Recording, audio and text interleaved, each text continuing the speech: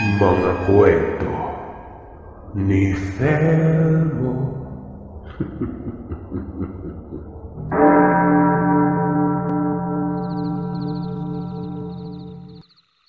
Tawagin niyo na lamang ako sa pangalang Marco. Ibabahagi ko sa inyo ang kwento ng aking pamilya tungkol sa karanasan nila sa mga aswang. Umalis sa Bukidnon ang aking mga magulang at nagtungo sila sa isang baryo sa may lugar ng Panay para magsimula ng panibagong buhay. Ilang buwan pa lamang silang kasal nang maibalita sa kanila ni Lolo Mildred na nagkaroon ng malubhang karamdaman si Lolo Pasiano na ama ni Tatay Ramon. Nabahala silang mag-asawa kung kaya't mabilis silang nagtungo sa Bukidnon at binisita si Lolo Pasiano para malaman ang tunay nitong kalagayan. Natagpuan nila ang matanda na nakaratay sa higaan, butot balat at may malubhang karamdaman nun. Mabilis naman itong dinala sa pinakamalapit na ospital at nabigyan ng karampatang gamot. Kaya unti-unti na rin na bumalik ang lakas nito. Pero hindi na nawala ang mga rayuman nito at pananakit ng katawan. At dahil din sa katandaan ay hindi na bumalik sa dati ang malakas na resistensya niya. Madalas din itong inaatake ng ubo at sipon. Kaya naman palaging bumibili ng mga prutas at gulay ang aking mga magulang at pinapakain kay Lolo Pasiano. Isang araw, may nakipagkilalang bagong kapitbahay sa aking mga magulang. Ganon din kay Lola Faustina at Lolo Pasiano. Isa siyang lalaki na nasa 30 na ang edad nun. Lito ang kanyang pangalan, Tubong Albay. Mag-isa siyang nanirahan sa Bukidnon para makipagsapalaran at hanapin ang kanyang swerte. Tumira siya sa kubo na may 3 kabahayan ng layo buhat sa bahay ng aking mga lolo at lola. Mukha naman siyang magiliw na kapitbahay.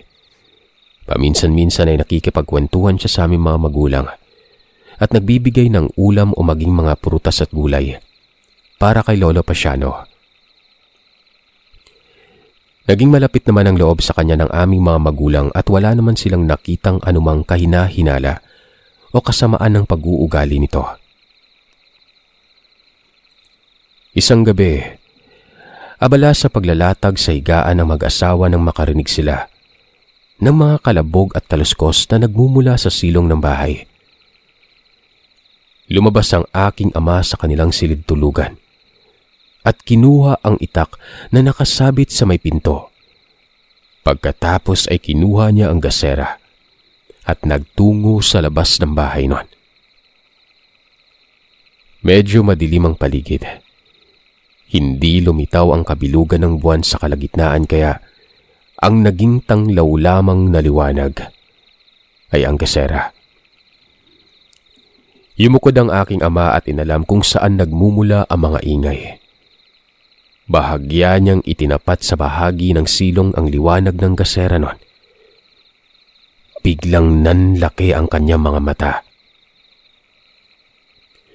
Nakita niya ang isang malaking nilalang na nanlilimahid sa kaitiman ang hubad na katawan. Nagtataglay ito ng mahabang dila at nanlilisik ang mga mata. Ang katawan nito ay maihahalin tulad sa isang sigbin na mahaba ang paa sa hulihan. Ang mga kamay nito ay napakaiksi at meron itong mahabang buntot.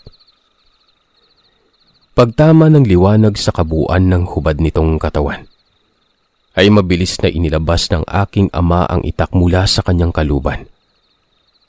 Nakaramdam naman ng panganib ang naturang nilalang kung kaya't mabilis itong gumapang palabas ng silong na yon at nagmamadaling kumaripas ng takbo sa damuhan. Hindi na yun naabutan ng aking ama. At kahit itapat pa niya ang liwanag ng gasera sa buong paligid nun, ay hindi na niya masumpungan ang naturang nilalang. Agad siyang pumasok sa loob ng bahay at sinalubong siya ng aking ina.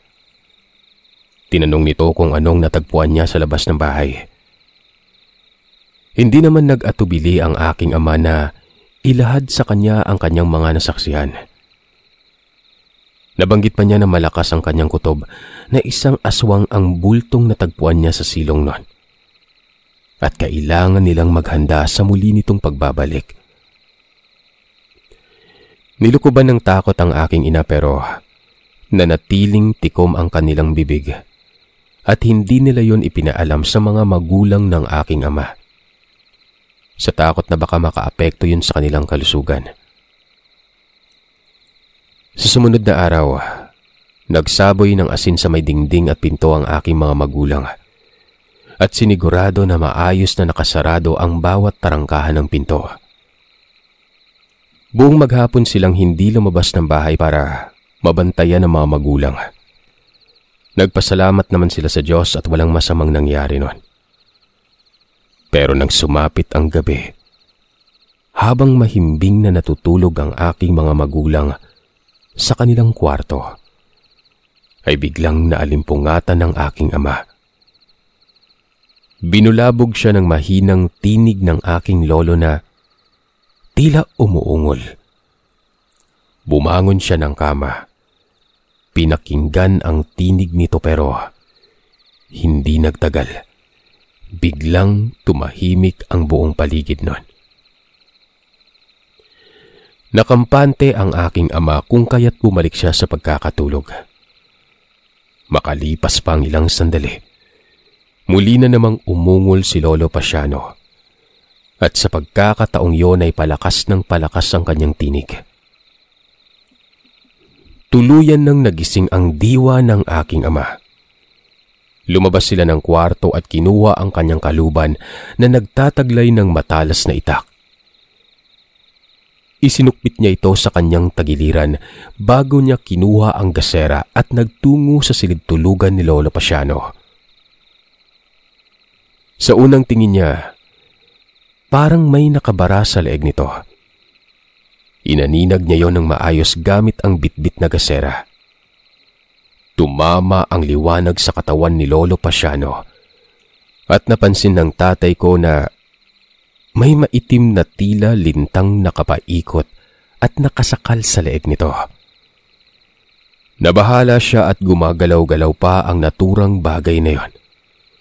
Bahagya siyang kinilabutan, lalo pat umuungol si Lolo Pasiano at pilit na inaalis sa kanyang leeg ang naturang bagay.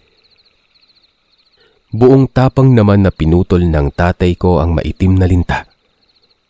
Pinagmasdan niyang mabuti yon. Nabitiwan niya ang maitim na linta at bumagsak yon sa may sahig. Gumagalaw-galaw pa ito at talagang nakakapangilabot na pagmasdan. Napagtanto niya na hindi yon maitim na linta, kung hindi isang dila. Kaya kaagad niyang pinagtataga hanggang sa tuluyang maging pinong-pino ang dila na yon. Lumitaw naman sa likuran niya ang aking ina. Gayon din si Lola. At halos mapasigaw silang dalawa sa sobrang takot nang makita ang mahabang putol na dila na nakalawit mula sa silong. Dali-daling pinagpuputol ng tatay ko ang natitirang nakalawit na dila noon. At dahil doon ay biglang umangil ng pagkalakas-lakas ang nilalang na nagmumula sa may silong. Inutusan ng tatay ko ang nanay ko, gayon din ang kanyang ina na bantayang mabuti si Lolo Pasiano. At huwag nang lalabas ng silid. Lalabas siya ng bahay at susundan ang nilalang para tuluyan na itong mapatay. Sumang-ayon naman silang dalawa, kahit na nanginginig sa sobrang takot. Binitbit ng tatay ko ang gasera gayon din ang kanyang itak at mabilis na lumabas ng bahay. Inabutan niya ang nilalang na gustong tumakbo palayo sa kanilang bahay. Napansin ng tatay ko na yun din ang nakita niyang nilalang na nagtungo sa kanilang silong noong nagdaang araw. Hinabol niya ang nilalang at eksaktong tinamaan ito ng taga sa binti. Ganun din sa may tagiliran. Pero hindi ito tumigil sa pagtakbo at kahit paika-ika kung lumakad ay mabilis pa rin itong nakalundag palayo sa kanilang bakuran. Hindi na yun nasundan ng aking ama. Basta na lamang itong naglahong parang bula. Sa kasunod na araw ay hindi na ilihim ng pamilya ang naging engkwentro sa maninilong na aswang. Ang lubos pang ipinagtataka ng aking mga magulang ay ang biglang pagkawala ng kanilang bagong kapitbahay na si Lito. At walang nakaalam kung saan ito nagtungo. Nagkaroon ng espekulasyon ng aking mga magulang na posibleng si Lito ang maninilong na aswang. At nakakatiyak silang natakot na itong magpakita dahil nalalaman na nila ang kanyang itinatagong lihim. Nabahala naman ang aking ina at lola para sa kaligtasan ni Lolo Pasiano. Nabanggit ni Lola Faustina sa aking ama na mabuti pang dalhin nila sa kakilala niyang manggagamot si Lolo dahil baka may naiwang mga ngipin sa leeg nun. Ayon pa kay Lola, nang ngipin ng aswang ay patuloy na papasok sa katawan ng biktima hanggang sa makarating sa utak nito. Yun daw ang paraan ng panghahawa ng mga maninilong. Sumang-ayon na lamang ang aking ama. Pinagmasdan niyang mabuti si Lolo Pasiano na panay pa rin ang pagdaing sa kanyang nananakit na leeg. Pagsapit ng tanghali ay kaagad na silang umalis patungo sa manggagamot na kakilala ni Lola Faustina. Ang lalaking yon ay isang manggagamot na may kaalaman sa anumang kamandag na mga hayop, maging ang mga elemento na tulad ng maninilong. Kilala siya bilang mananandok. Ang kanyang estilo sa panggagamot ay sa pamamagitan ng itim na buto. Inilalapat niya yon sa katawan ng pasyenteng nakagat ng hayop o aswang at inuusalan ng dasal. Matapos ang ritual ay kusang lalabas sa sugat ang anumang naiwan sa loob tulad ng laway o ngipin. Pagkarating nila sa tahanan ng manggagamot, ay kaagad na ipinaliwanag ng aking ama ang nangyari. Nagulat naman ang manggagamot nang malaman na maninilong ang nakagawa nun kay Lolo.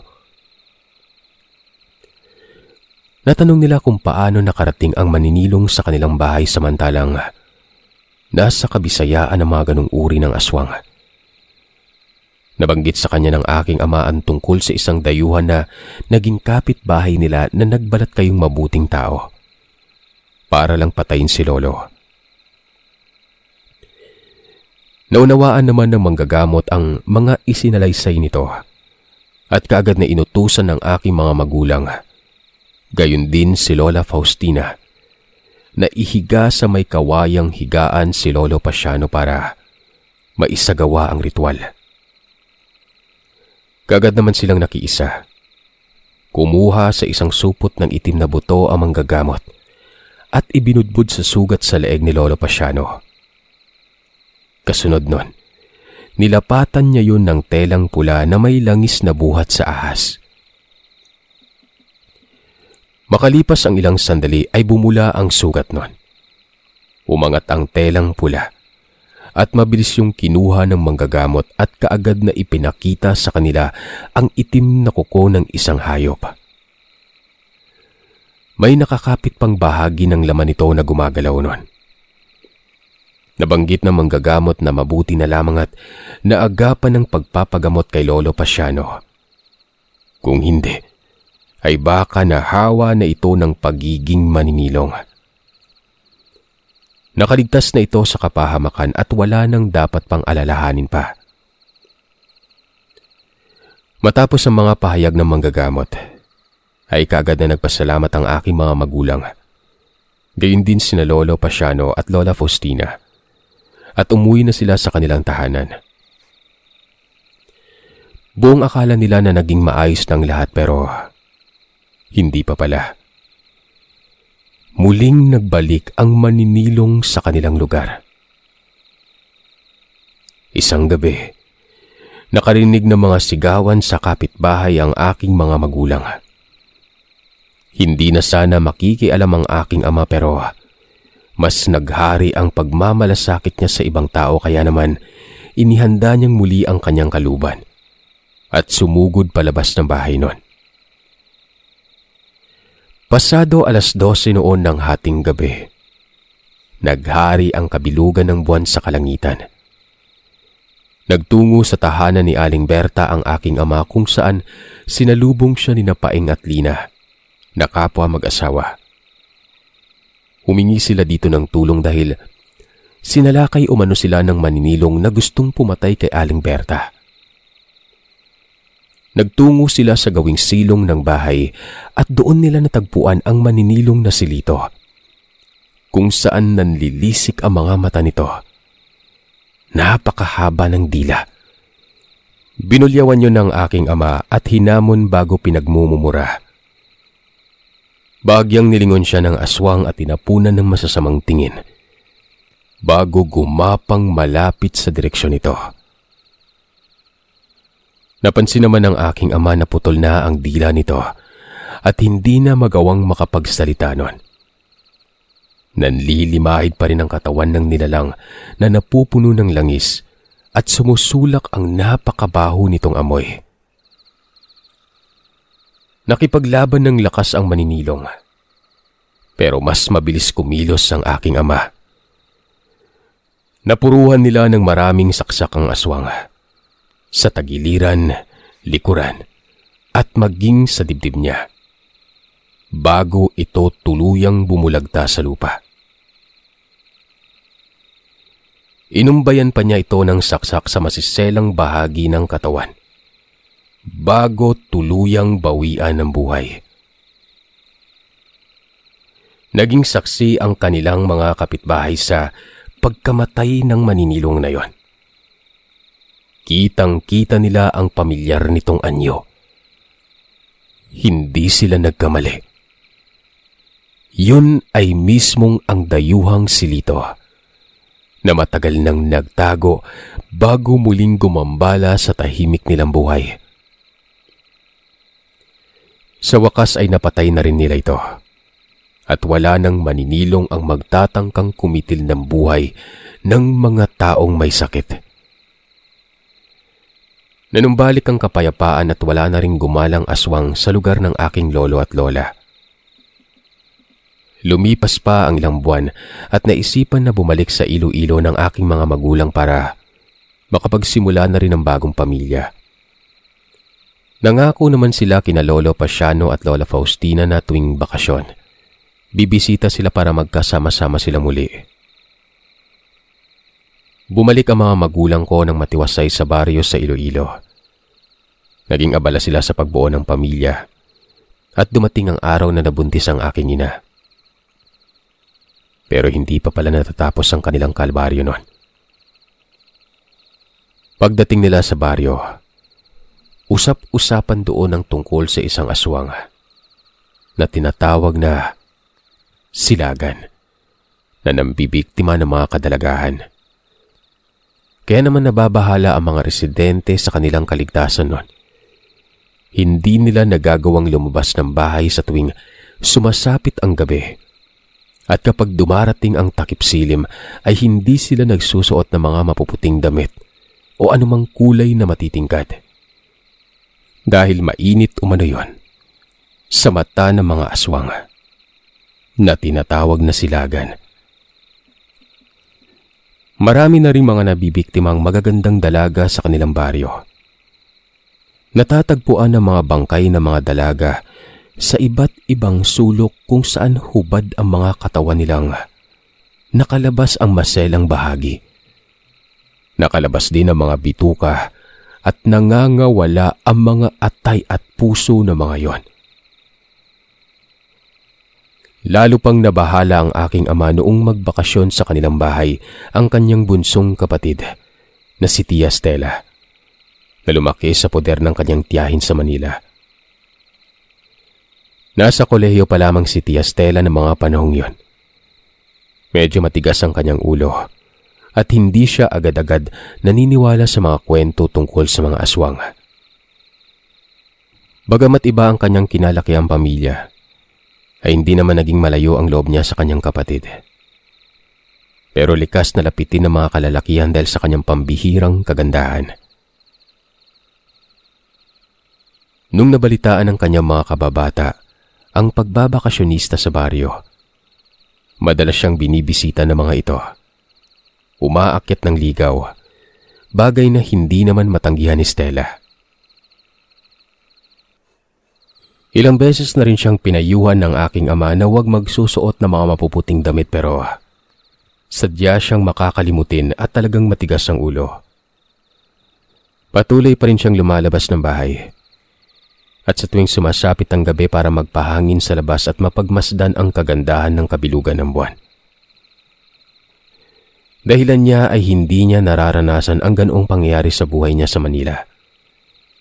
Kaya ganoon na lang ang pagnanais niyang masaksiyan ang kagandahan ng paligid na yon. Sa baryo lamang niya napapahalagaan ang mga simpleng bahay. Madalas na silang nag-aaway ng aking ama. Pinagmumula na rin si Tia Stella ng maraming problema kaya naisipan na ng aking ama na pabalikin ang kanyang kapatid sa Manila. Hanggang sa isang araw, nagulat na lamang ang aking mga magulang nang biglang may ipakilala si Tia Stella na isang gwapo at matipunong lalaki. Elmer ang kanyang pangalan at naninirahan siya sa may bahaging bundok. Isa umano siyang mangangahoy at mag-uuling. Nakilala niya si Tia Stella sa isang tindahan malapit sa bahay ng aking ama. At simula noon ay naging magkaibigan na silang dalawa. Mabait naman ang binatilyo subalit pinaghinalaan siya ng masama ng aking ama. Nang mapansin ito na biglang nanlisik ang mga mata nang makitang nakasuot ng maputing damit si Tia Stella. Pinaiwas ng aking ama si Tia Stella kay Elmer at binalaan na wag nang makipagkita dahil para bang may masama itong binabalak sa kanya. Pero hindi pa rin ito nakinig at ipinagpatuloy niya ang pakikipagkita sa binatilyo. Kahit na inaabot na sila ng takip silim sa may daan. Dumako ang isang dapit hapon. Hindi pa umuuwi si Tia Stella at talagang nag-aalala na ang aking mga magulang. Hinanap na nila sa mga kapitbahay at ilang kaibigan pero walang makapagsabi kung saan siya nagtungo pero nabanggit ng isa sa mga kaibigan niya na nakita niyang magkasama sina Tia Stella at Elmer sa may bahaging kakahuyan nung umagang yon. Pero pagkatapos noon ay hindi na niya alam kung saan pa nagtungo ang dalawa. Kinutuban na ang aking ama, kung kaya't naghanda sila ng itak at isinama niya ang kanyang 3 kaibigan na may dalang mga baril nun at nagtungo sila sa bahaging kakahuyan. May ilang kilometro din ang layo nito, buhat sa kanilang tahanan. Kaya inabot na sila ng gabi bago nakarating sa kakahuyan na yon. Hindi pa rin nila doon natagpuan si Stella, kung kaya't naisipan din nilang magtungo sa paanan ng bundok at nagbaka sakali na matagpuan ng dalaga. Hindi sila nagkamali. Nakita ng aking ama si Tia Stella na naglalakad-lakad sa may paanan ng bundok at tila may hawak na isang piraso ng bulaklak. Nakasuot ito ng bestidang puti at manakanakang lumilinga-linga sa paligid at tinatawag ang pangalan ni Elmer. Nabahala siya nang walang sino man ang lumalabas sa bahaging likuran. Nilukuban ng takot si Tia Stella, lalo pat may natanaw siyang figura sa hindi kalayuan. Sobrang nakakakilabot ang itsura ng figurang yon. Para itong taong unggoy. Nagtataasan ng mga balahibo samantalang nanlilimahid ng itim na likido ang katawan. Dilat na dilat ang mga namumulang mga mata na nagliliwanag sa dilim nun. At nang ibukas ang bibig, ay kitang-kita ang mga ngiping nag-uuslian habang walang humpay ang pagtulo ng mga laway at sobrang haba ng mga braso nito at matutulis ang matatalim na kuko. Puno rin ng balahibo ang buong katawan. Parang unggoy ang nilalang, sumisinghot sa hangin na tila ba merong inaamoy. Napasigaw ng pagkalakas-lakas si Tia Stella at nabitiwan niya ang hawak na bulaklak. Kumaripas siya ng takbo pero biglang lumundag sa likuran niya ang nilalang. Nahablot nito ang kanyang mga paa, kung kaya't napabagsak siya sa lupa.